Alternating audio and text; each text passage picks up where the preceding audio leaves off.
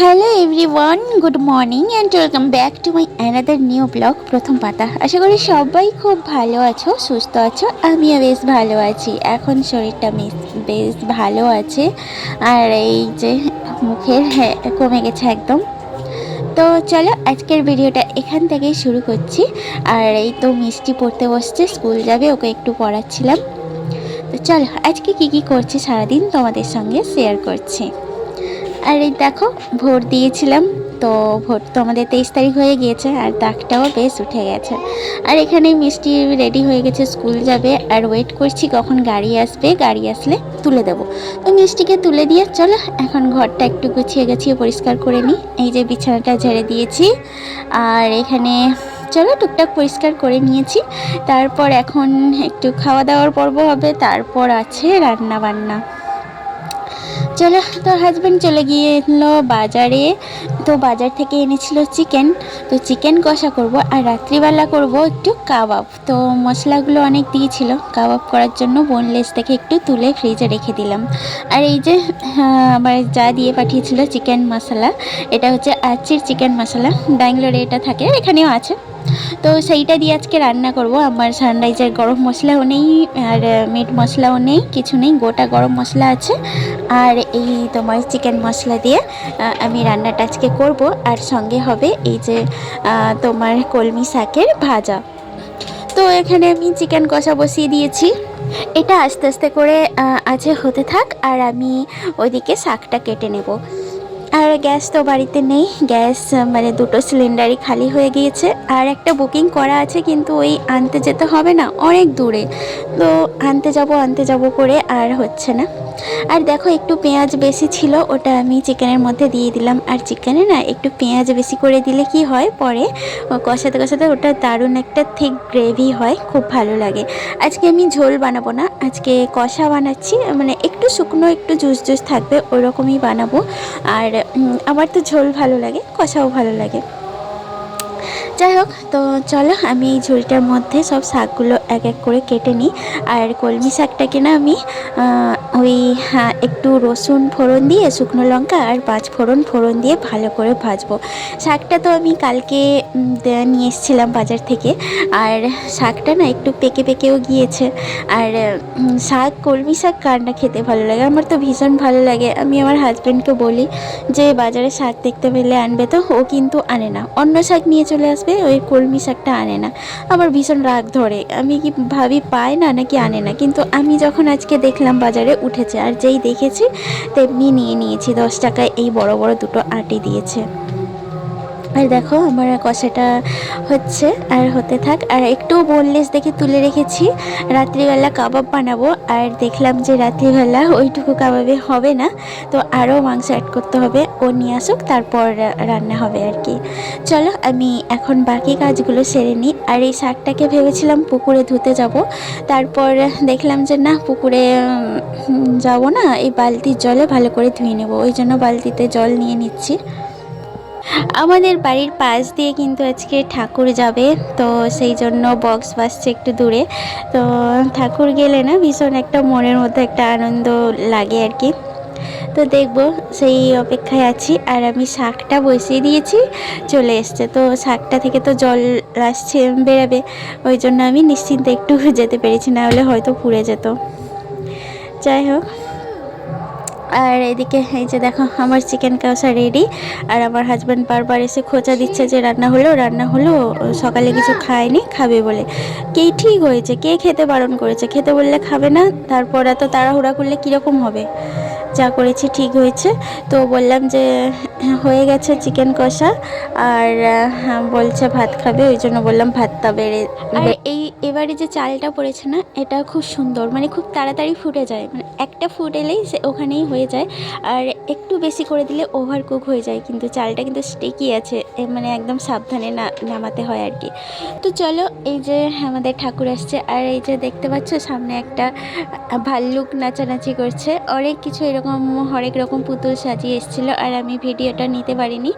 তো আর এখন এই যে স্নান টান করে একদম দুপুরবেলা খাওয়া দাওয়া সেরে স্নান টান করে একটু রেস্ট নিয়ে তারপর এই যে একটু এলাম বাগানের দিকে আর একটু বসছি। মিষ্টি আসেনি এখনও, মিষ্টি স্কুলের আসার টাইম হয়ে গেছে, এখন বাজে 3টে। এখন হচ্ছে গরমের দিন আর এই গরমের দিনে কিন্তু সবার জল তেষ্টা পায়। সেজন্য আমি কি করেছি, ছোট ছোট এই কন্টেনারে অনেকগুলোতে জল ভরে রেখে দিয়েছি যাতে পাখিরা এসে জল খেতে পারে।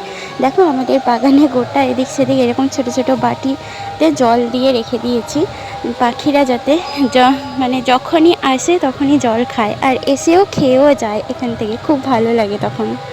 এখন আমি বিকেলে এই যে অনেকগুলো গাছ তোলা হয়েছে, এইগুলো এখানে লাগানো হবে। তো এতগুলো লাগানো হয়েছে আর আমি লাগাচ্ছি এখানে বসে বসে। তো ভাবলাম একটু ভিডিওটা করে নিই, তো সেই জন্যই তোমাদেরকে একটু দেখিয়ে দিলাম। আর এখানে বসছি, তো আমার হাজব্যান্ড ওখানে বসছিল, উঠে গেছে, তো সেই জন্য আমি একটু ভিডিও করে নিচ্ছি আর কি। চলো গাছগুলো লাগিয়ে দিই। তারপর সন্ধ্যাবেলা ফিরে এসে তো বললো কি যে খিদে পেয়েছে, একটু মুড়ি মাখাও, তাই ছোলা পেঁয়াজ ডিম ভাজা।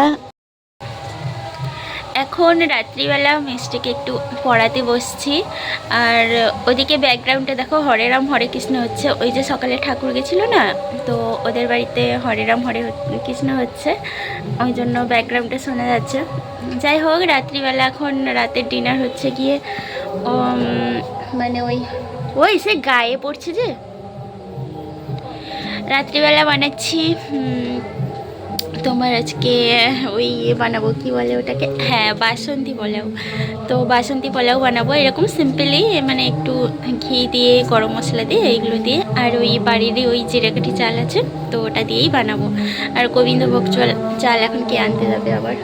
তো আর চিকেন কষা তো রয়েছে, ওই কারণেই বললাম। আর হ্যাঁ বলেছিলাম কাবাব বানাবো, তো কাবাব তো বানাবো। আর অল্প মাংস রয়েছে, তো ও আবার আনবে বলেছে, আর সঙ্গে তেলও আনবে বলেছে। আমার কাছে সয়াবিন তেল আছে, কিন্তু ও আবার সয়াবিন তেল খায় না, মানে কি কেমন স্মেল করে বলে, ওই জন্য ভালো লাগে না, কিন্তু আমার আবার ভালো লাগে সয়াবিন তেল। যাই হোক, তো ও তেল আনুক, তারপর আমি কাবাবটা বানাবো আর তোমাদের সঙ্গে শেয়ারও করবো। চলো এখন তাহলে বাসন্তী পোলাওটা রেডি করে বানিয়ে দিই। তো তোমরা সবাই জানো কিভাবে কি বানাতে হয়, আমি সিম্পল ওয়েতে জাস্ট বানাবো আর সেটা আর শেয়ার করছি না, তো রান্নাটা করে ফেলি। প্রথমে দেখো এই চালে আমি ঘি, একটু আদা পেস্ট আর হলুদ মাখিয়ে দিচ্ছি, মাখিয়ে একটু রেখে দেবো। চালটাকে প্রথমে ধুয়ে নিয়েছি, দিয়ে একটু জাস্ট এমনি শুকানোর জন্য রেখে দেবো। তারপর সেদিকে আমি চলো প্রিপারেশানটা করে নিই। মানে ওই কিছুই দেবো না, ওই তেজপাতা একটু একটু গোটা গরম মশলা ব্যাস, আর ঘির মধ্যে দিয়ে রান্নাটা করে নেবো আর কি। কাজু কিশমিশ দেবো বলেছিলাম, আছেও কিন্তু দিতে ভুলে গেছি। চলো এখানে আমি ইন্ডাকশানেই করব, কারণ গ্যাস তো নেই, ইন্ডাকশানেও কিন্তু ভালো হয়। আমি এর আগের দিন করেছিলাম, ভীষণ সুন্দর হয়েছিল খেতে, কিন্তু আজকে সেইভাবে স্মেলটা আসেনি, কেন কি জানে, কিছু কমতি হয়ে গেছে হয়তো। চলো তেলটা গরম করে এখানে আমি দুটো তেজপাতা তুলে এনেছি, তেজপাতা দুটো দিয়ে দিলাম আর গোটা গরম মশলা দিয়ে দিলাম, এটা একটু স্মেল আসলে। আর একটু এর মধ্যে আমি তেলও অ্যাড করেছি আর একটু ঘিয়ে দিয়েছি। আর দেখো আমার হাজব্যান্ড আবার এই যে বড়াগুলো এনেছে, পেঁয়াজি যেটাকে বলে, তো দেখতে ভীষণ সুন্দর লাগছিলো, এই জন্য আমি একটা খাচ্ছি আর খিদেও পেয়েছে কিন্তু। যাই হোক, রান্নাটা তোমাদের সঙ্গে পুরোটা শেয়ার করিনি, এই যে রান্নাটা হচ্ছে। আর এখানে কাবাবের জন্য একটু চিকেন এনেছে, মানে সেখানে ছিল অল্প, আর বললো যে আমি আরেকটু আনছি, এনে পুরোটা মিশিয়ে করে নাও, যেহেতু আমরা 4 জন আছি। আর এই যে কাবাব মশলাটা দিয়েছিল, তো ওটা দিয়েই করব। এর মধ্যে ডিম, একটু কর্নফ্লাওয়ার, একটু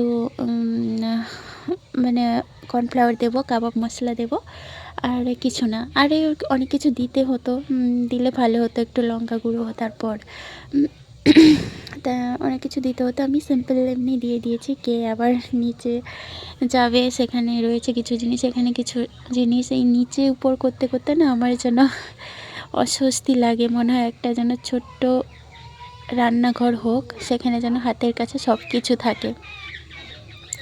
চলো এক এক করে আমি পকোড়াগুলো ভেজে নিই। আর খেতে কিন্তু ভালো হয়েছিল। আর আমাদের এখানে কাবাব মশলাটা মানে চিকেন 65 মশলা, ওটা কাবাব প্লাস চিকেন 65, আর এটা হচ্ছে শুধু কাবাব মশলা। এর মধ্যে অনেক কিছু অ্যাড করলে ভালো হতো, কিন্তু ওটার মধ্যে শুধু মশলা দিয়ে করে ফেললেই একটা সুন্দর স্মেল আসে, মানে যেটা 65 মশলা আর কি। চলো আমি এক একটা করে দেখলাম যে তেলও ভালো গরম হয়ে গেছে, তো আমি হালকা আঁচে অনেকক্ষণ ধরে একটু ভেজে নেব। আর সবগুলো কিন্তু বোনলেস আছে, আর আমি অনেকটা ছোট ছোট করে নিয়েছি, আর বাকিটা এমনি ছেড়ে দিয়েছি, হয়ে যাবে অটোমেটিক। চলো আমি এগুলো ভেজে নিই। ওই দিকে কিন্তু আমার ফ্রাইড রাইসও কমপ্লিট হয়ে গেছে, ফ্রাইড রাইস না, বাসন্তী পোলাও, সরি। তো সেটাও হয়ে গেছে, তার সঙ্গে কাবাব আর চিকেন কষা তো দুপুরে করেছিলাম, সেটা রয়েছে, সেটা দিয়েই খাওয়া হয়ে যাবে।